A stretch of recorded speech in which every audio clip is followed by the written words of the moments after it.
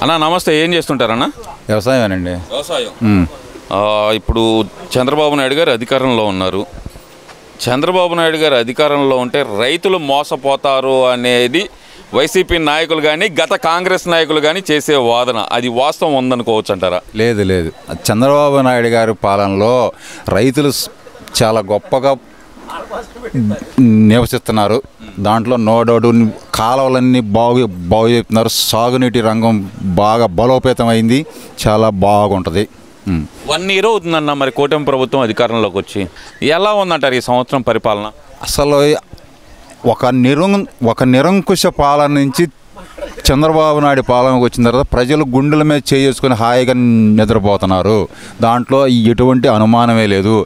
మా ఊళ్ళో 1 కోటి రూపాయలతో రోడ్లు డ్రైనేజీలు అన్నీ చక్కగా బాగు చేసుకుంటున్నాయి. ఇంతకుముందు ఒక్క తట్ట మట్టి కూడా వేయలేదు.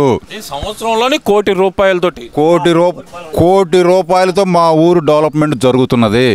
దాంట్లో ఎటువంటి అసలు అభివృద్ధే లేదు రాష్ట్రంలో అని చెప్పి మన అంబటి రాంబాబు గారు చెబుతున్నారు కదన్నా. మరి మా తక్కిలపాడు గ్రామంలోనే 1 కోటి రూపాయల అభివృద్ధి జరుగుతున్నది. దాంట్లో ఎటువంటి కావాలంటే వాళ్ళని వచ్చి చూసుకోమనండి.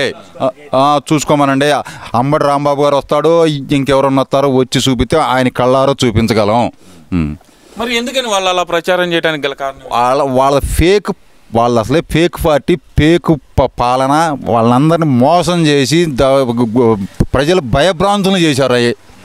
ఇక అంతే. అంటే ఈ కూటమి ప్రభుత్వమే ప్రజలను భయభ్రాంతులు చేస్తుంది, అందరిని అరెస్ట్ చేస్తుంది, దొంగ కేసులు పెడుతుంది, అన్యాయంగా కొడుతుంది అనే మాట అయితే వస్తుంది కన్నా.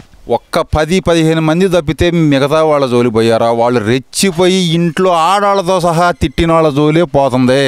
తప్పు చేసినాడే శిక్ష పడాల్సిందే, దాంట్లో ఎటువంటి అనుమానమే లేదు. ఎవడైతే తప్పు చేస్తాడో వాడు జైలుకి వెళ్ళాల్సిందే. వాడు ఎవడన్నా కానీ వల్లభనే వంశీ కావచ్చు, కొడాలి నాని కావచ్చు, అంబటి రాంబాబు కావచ్చు, సుబ్బారావు కావచ్చు, ఎల్లారావు కావచ్చు, ఎవడైనా జైలుకి వెళ్ళాల్సిందే. దాంట్లో ఎటువంటి సందేహం లేదు. మాది అభివృద్ధి పాలన, అభివృద్ధి పాలన కాదు, ఇది అరాచక పాలన అనేది జగన్మోహన్ రెడ్డి వాదన. వాళ్ళకి కనిపించదంతే. ఆయన బెంగళూరులో కూర్చొని మాట్లాడే ఆయనకి ఏం తెలుసుద్ది ఆ అభివృద్ధి గురించి? ఒక సంవత్సరంలో పోలవరం అయిపోద్ది, రాష్ట్రం సస్యశ్యామలంగా తయారవుద్ది. ఎటువంటి అనుమానమే లేదు. చంద్రబాబు నాయుడు పాలనలో గుండెల మీద చేసుకొని జనమందరూ నిద్రపోతున్నారు. అసలు ఏదే ఇచ్చిన హామీలు నెరవేర్చకుండా ప్రజల్ని మోసం చేశాడు వెన్నుపోటుదారుడు ఈ చంద్రబాబు నాయుడు అంటున్నారు కదన్నా. మరి శవాన్ని, వాళ్ళ నాన్న శవాన్ని అక్కడ బట్టి ఎమ్మెల్యేలు లెక్కేసుకున్న ఆయన ఎన్నుపోటుదాడు. చంద్రబాబు నాయుడు ఎప్పుడు 165 సీట్లతో గెలిచిన ఆయన ఎన్నుపోటుదాడు ఎలా అవుతాడు?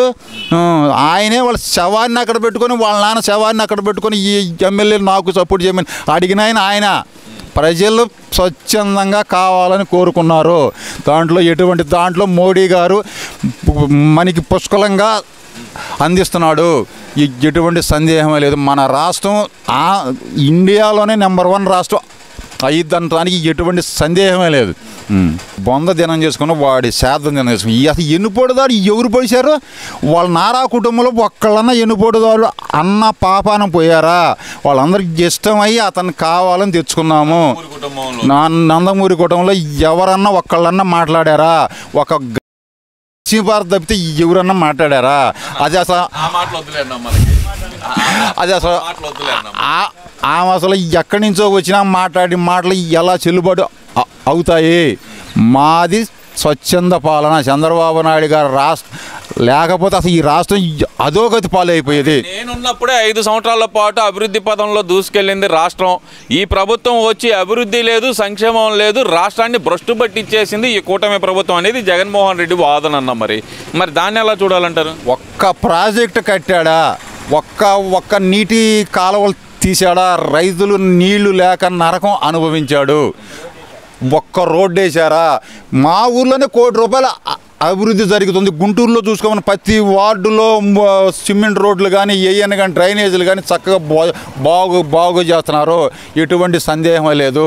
చంద్రబాబు నాయుడు పాలనలో సస్యశ్యామలంగా అందరం బాగుంటాం. అంటే ఈ కూటమి ప్రభుత్వం వచ్చింది, సంవత్సరం అయిపోయింది. ఇస్తా అన్న హామీలు, సూపర్ 6 హామీలు ఏవైతే ఉన్నాయో హామీలు అమలు చేయకుండా ప్రజలకు వెన్నుపోటు పొడిచాడు చంద్రబాబు నాయుడు అనేది వాళ్ళ వాదన. మరి రాగానే అన్ని హామీలు జరగాలంటే చాలా కష్టం. అన్నీ 1 by 1 జరుగుతూ ఉన్నాయి. ఇంకా ఏం హామీలు ఏమి ఒక్కడు కూడా పెండింగ్లో గ్యాస్ ఇస్తున్నాడు, గ్యాస్ ఫ్రీగా ఇస్తున్నాడు, బియ్యం బాగుంది. రేపు ఆగస్టు 15 రోజు మహిళలకు బస్సులు ఉంది. అన్ని సంక్షేమ పథకాలు చక్కగా జరుగుతాయి, ఎటువంటి సందేహం లేదు.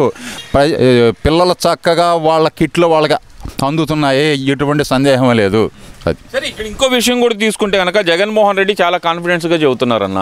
ఆయన చెప్తుంది ఏంటంటే ఇప్పటికిప్పుడు ఎలక్షన్లు జరిగితే కనుక చంద్రబాబుని ఎడంకాలతో ప్రజలందరూ డిపాజిట్లు లేకుండా పక్కకు తంతారు అంటున్నారు. అది వాస్తవమేనా? ఎలక్షన్లు పెడతాని ఆయన ఇష్టం వచ్చిన రోజు పెడతానికి ఇది ప్రజాస్వామ్యంలో 5 సంవత్సరాలు ఒకసారి వస్తుంది. ఆయనకి ఏదైనా ఉంటే 5 సంవత్సరాల తర్వాత ఆయన నిరూపించుకోమను. ఇప్పుడు నీకు కావాలంటే ఎలక్షన్లు రావు. మరి 3 సంవత్సరాలు కళ్ళు మూసుకోండి, మనమే వస్తాం, జమిలీ ఎన్నికలు జరుగుతున్నాయి, ఈసారి ఒక్కొక్కరికి సినిమా చూపిస్తాను, 2.0 మామూలుగా ఉండదు మనతోటి అని చెప్పి జగన్మోహన్ రెడ్డి చాలా కాన్ఫిడెన్స్గా చెప్తున్నారు కదన్నా. అతనికి 175 మంది క్యాండిడేట్లు దొరకటమే చాలా కష్టంగా ఉంది. అతనికి 175 మంది క్యాండిడేట్లు దొరకడమే చాలా కష్టంగా ఉన్నది. భయంగా భయపడిపోతున్నారు. మేమేమీ చేయలేదు, ప్రజల్లోకి వెళ్తే కొడతారనే భయంతో బతుకుతున్నారు. కూటమి కార్యకర్తలు కానీ కూటమి నాయకులు కానీ ప్రజల్లోకి రావడానికి భయపడే ఎక్కడో టీవీల్లో కూర్చొని ఎక్కడో మైకుల ముందర కూర్చొని మాట్లాడుతున్నారు తప్పితే ప్రజల్లోకి వచ్చే దమ్ము ధైర్యం లేకుండా పోయింది వీళ్ళకి అనేది జగన్మోహన్ రెడ్డి వాదన. మరి కూటమి నాయకులు భయపడితే ప్రతి నెల 1వ తారీఖు నాడు ప్రతి ఇంటికి వెళ్ళి పెన్షన్ ఎలా పంచుతున్నారో, నిన్న సౌక డిపోల కాడికి వెళ్ళి ఎలా బియ్యం పంచుతున్నారో, అసలు భయం అనేది తెలుగుదేశం పార్టీలోనే లేదు. సరే, దీని గురించి మాట్లాడదామని ఈ MDU వెహికల్స్ అదే రేషన్ వాహనాలను తీసేయటం అనేది అన్యాయం, అక్రమం అనేది జగన్మోహన్ రెడ్డి కానీ వైసీపీ నాయకులు కానీ వాదన అన్న వాస్తవమే అనుకోవచ్చు అంటారు. ఎందుకంటే ఇక్కడ దగ్గరలో మీ ఇంటి దగ్గరలోకి వచ్చి ఇచ్చే వాహనాన్ని తీసేస్తే కనుక మీకు ఎలా అనిపిస్తుంది? మాకు చక్కగా ఉంది. ఇప్పుడు ప్రతిరోజు 8 గంటలు పనిచేస్తున్నారు. వాళ్ళు బాగా చేస్తే అరగంట పని చేసేవాళ్ళు, అది కూడా సర్వర్ రావట్లేదు, కొంతమంది ఇచ్చేవాళ్ళు, కొంతమంది దాంట్లో ఫ్రాడ్ బాగా జరుగుతుందని ఇలా పెట్టినారు. దాంట్లో ఎటువంటి సందేహం లేదు. గవర్నమెంట్ చక్కగా ఉంది.